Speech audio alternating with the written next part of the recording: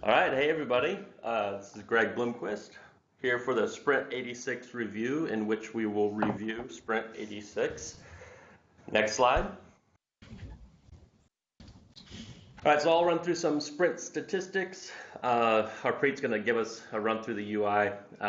Dan, Adam, and Rich are going to talk about providers and smart state changes. Tina will give us a tour of the changes of Automate. Joe Rafaniello will talk about platform. Alberto will talk about some of the REST API changes, and Chris will help us see the new documentation. We'll open it up for discussion at the end. Next slide.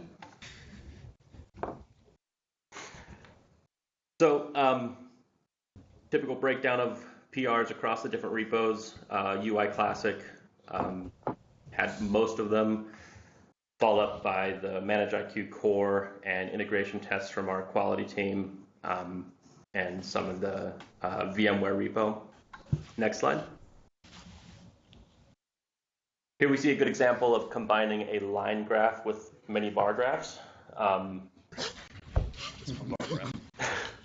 This is just showing how our PRs change from sprint to sprint. I think I'm going to talk a little bit at the end about spinning up the hammer release. We'll probably see these PR numbers change.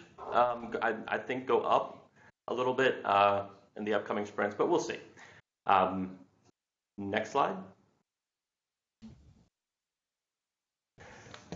Pretty good distribution of PRs across the different types of changes. A number of enhancements is kind of indicative of us starting up the hammer release. Still a large number of bug fixes and some good chunk of documentation as well. Next slide. All right, so this is our health report. We need to cut back on sugar, raise our good cholesterol, lower our bad cholesterol. I think I didn't go into detail looking at this before the sprint review, but looks like a few negative changes and a good number of positive changes here for across the different repos. Otherwise, a pretty static view of what's been going on. All right, next slide. I think kicking it over to Harpreet. Hi all. So on the UI side, we had total of 89 PRs merged in all of our UI related repos. Out of that, 28 were bugs, 29 enhancements, and refactoring and technical debts were 9 and 6. 6 PRs for tests, and others were 11 PRs. And I have some of the enhancements listed here, not all of them, obviously. So some of the main ones were we added download private key button to the key pair summary screen to allow downloading of private key if one's available. And the next one is to to add the ability to be able to edit advanced configuration for remote appliances. This was added in the Configuration Explorer. Previously, you could only change the config settings for the current server, and admins had to go into each appliance to change its config settings. And the next one is the physical infrastructure providers lists and summary screens have a new button now to allow users to change passwords. When the password change is submitted, it gets queued up and users can track the status on the task screen. And in the V2V repo, we had added ability to download VM migration log from conversion host. I have a couple of screenshots for that on the next slide. And then also on the migration plan error reporting pop-up was added. So basically the error icon on the card has been made clickable. I'm sorry, it's been made clickable to show the pop-up with migration plan error details. Next slide, please. So you can see on these first 2 screenshots, we have the downloading in progress for the log, and the next screenshot shows the status if the download was successful, or the details if there was an error while downloading the log. And next screenshot shows the pop-up for the error details for migration plan. Next slide, please. Here's some of the main bugs that were fixed during the sprint. So on the first one, while adding a new VMware infrastructure provider, the correct credentials for VMware RC consoles were not being passed in. So that issue was fixed. And the next one is related to the provider dashboards. We added missing RBAC checks on the dashboard services. The next one is added checks around required fields while adding generic orchestration and Ansible Tower catalog items. So while adding catalog items, there was a couple of fields that were not marked as required. So if you would add such catalog item, during the order of service, it was failing. And the next fix was made on the time profile copy screen. So while copying a time profile, when the screen was loading, it was showing the blank screen as if you were adding a new time profile instead of copying one. Another fix was made on the list view screens. So basically on the list view screens, we have filters on the left side. And if you would change if you select one of the filters and set a filter as a default filter, there was no way to go back to the all filter and change to see all the records at the same time. And another fix was made to disable the lookup groups checkbox on the add groups screen. So for Amazon and external authentication with SAML, you would not be seeing the disable lookup group checkbox anymore. So that's all from the UI side. Next slide, please. This is Dan taking over for Brona today. Myself, Adam, and Rich will be talking about various provider-related stuff. Next slide. So it looks like I think there were 45 PRs, with the majority of them being VMware and the rest divided amongst the other providers. Next slide. So on the Azure side, we had one bug fix where we were getting a deletion event for an Azure VM, and it wasn't actually getting deleted from inventory because we were getting a 4 or a 4. So the assumption now is that if we get a 4 when we're trying to check the status of a VM, that it has in fact been deleted. The Azure Armrest gem, we were setting up for Azure Stack, so there was some automated discovery, an automated discovery method for endpoints for their environment profiles. That was added, so we're more prepared for Azure Stack if and when we add support for that. On the Amazon side, users were not able to get at cloud volume information in Automate, so that support has been added. Over to Adam. Next slide. Thanks, Dan. So for the oversight, we improved the speed of persisting the metadata relationships for graph refresh. We made it 6 times faster. It turned out that even though the rest of graph refresh was faster than standard refresh, this one custom collection was bad enough that it made it slower overall. So now graph refresh is in fact faster, and it's going to be the default for comparatively for overt in the next release now. For OpenStack, fixed a few bugs. One was around queues not being collapsed, causing the undercloud, the infra manager for OpenStack not to be refreshed. And new routers that were being created as a result of targeted refresh were not actually being linked to their EMS, so they were just sort of orphaned. On the vCloud side, they added support for reconfiguring cloud instances to change the CPU and memory, and they also refactored the provisioning dialog so it wasn't hard-coded for the number of tabs that there were. Next slide. And for the vSphere provider, the reason there have been so many PRs is we've been working on streaming refresh for a while, which I gave an intro of it a while ago, but probably good to go over it again today. So the way that we do refresh now is we use wait for updates, which is a method from VMware, which we keep the Vim broker cache up to date, which is why it uses so much memory. And then separately, we wait for events to be raised from the virtual center. That goes through an event handler, which gets queued for the refresh worker, which then goes and reads out of the cache from the broker to do the refresh. Next slide. So the alternative method to this is what we call streaming refresh, which basically takes that whole other loop out of it, and we end up parsing the updates that are sent from VMware and saving them directly. So what this resulted in was much faster, 3.8 times faster, full refresh on a 10,000 VM virtual simulator. So in this method, the refresh worker subscribes to wait for updates directly instead of the Vim broker. As those are raised, they're parsed and they're saved. And so there's no real difference between full refresh and targeted refresh. It's just parse whatever updates are sent and save them. So that also allows us to not need any special handling for targeted refresh. Like today, you're pretty much limited to hosts, VMs, folders. Now anything that gets raised is essentially a targeted refresh. Next slide. So we got a little demo here.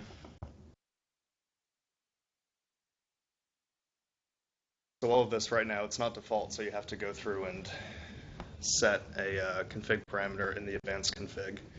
So it's under the prototype section. It's called update-driven refresh, so it's on the advanced tab. And I'll show you how to set that. Again, it's called update-driven refresh. It's set to true already, but this will typically be false. So if you set this to true, you'll be able to test this out. And so let's go and add a vCenter provider. This is a relatively small one just to make the refresh, faster, so I don't have to edit any video, which is a problem for me.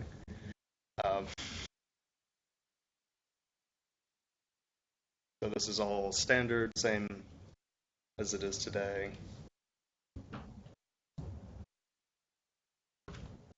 So one of the things that's nice about this is it's contained to the refresh worker. Nothing else really has to change. We want to change the event handler so that they don't end up queuing targeted refreshes because they're not going to be necessary, but otherwise it's pretty isolated. So if we go over to the log here, we can see this is what the parser is going to send, and that's what save inventory is going to send. So we're trying to filter this log out. So it's already gone, and it looks like it collected inventory in 2 seconds, and it saved it pretty quickly, so it's all done. And if we go back over, see the inventories refresh now.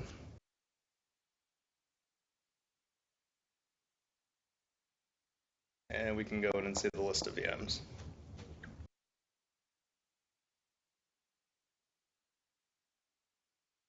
All right, so now we're going to show an example of a targeted refresh. So let's put the log over on the side so we can see how quickly this ends up going through. So I've got a template here that I'm going to clone to a new VM and just give it a name, put it in a folder, etc. And over on the left side, you should see when the updates are being delivered. So that one right there was just a IP address changing from another VM, so that wasn't related. But so right before we hit finish, let's go and get a couple more blank lines here. And so I'm going to hit finish now, and the VM saved already. It's already there. So let's check the list of VMs. And let's take longer for the UI to refresh. There it is. So you can see it already populated all the information. Soon we'll see that. There it is. So now let's try a simpler targeted refresh. Let's do just change the name. Let's see how quickly that gets delivered. And it's there already. So basically by the time you take your mouse button off the OK button, it's already in the database essentially, and the name's updated. So you can see there is no hard drive here because I wanted the clone to finish really quickly. Didn't have to wait for the clone. So let's go in and add a disk. So this is one of the things that didn't work earlier because of some of the things we require in caching. We didn't do reconfigure disks as part of this. So now within the last month or so, that support's been added. So the disk was added. We parse the updates, and if we go and refresh the UI, the disk should be there. And there it is. So essentially, the targeted refresh performance is just essentially real time. The full refresh performance is also a lot faster, but that's not even really the point of this. It's really to have the targeted refreshes be faster. Next slide. So some of the things that don't work yet are things that we want to do next. Currently, we cache everything, similar to how the broker does, and that was just so we could get something working and stable. But we want to reduce what's cached because as you're parsing updates, you really don't need everything. You really only need things that you do queries across properties for. And we want to fix a few areas where particularly reconfigure and VM provision require some live inventory from the broker cache, which we want to actually store in the database instead of relying on asking the broker for it live. And that's it. Over to Rich. Okay, great. Thanks, Adam. Okay, for nartState, we had a couple of fixes of note. Strangely enough, it seems that leading spaces and etcfs tab confused our parsing. I say it's strange because this code is like 10 years old.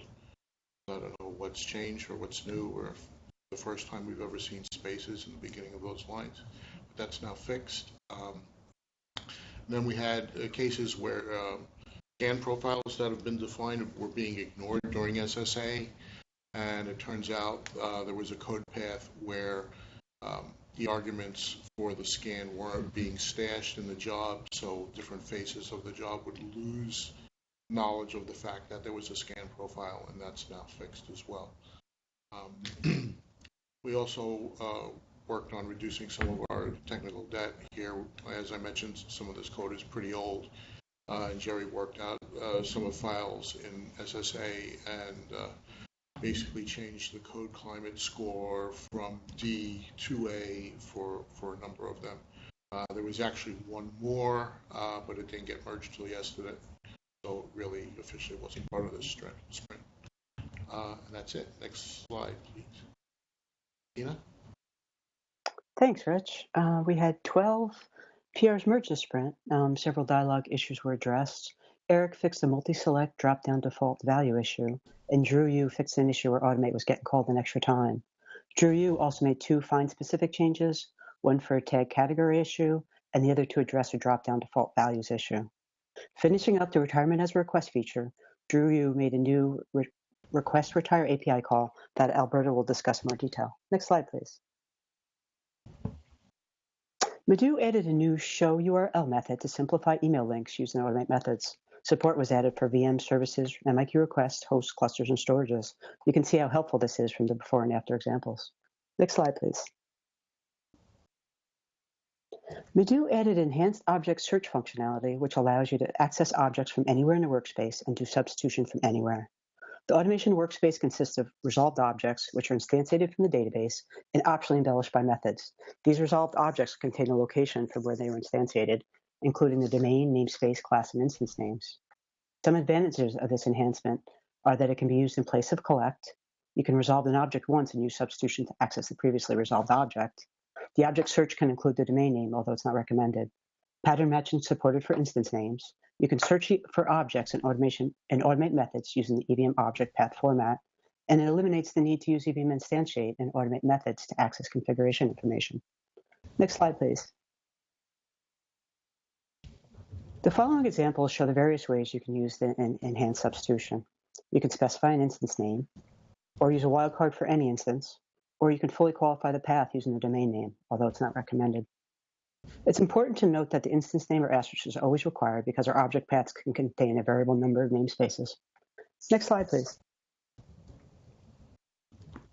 The before screenshot shows a provisioned object tree where tests and prod configuration parameters have been resolved. Notice the substitution attempts to access the test and prod configuration data. The attempts are unsuccessful. Next slide, please. The after screenshot shows the substitution is able to access the test and prod configuration parameters. I've seen many different implementations of configuration domains. This is a great enhancement that has the potential to drastically change the way configuration data is used and accessed. Next slide, and over to Joe. Okay, thanks, Tina. So on the platform side, we had a few bug fixes and enhancements that I want to call out. The first one, Nick fixed an issue where we were raising lots of duplicate notifications for embedded Ansible.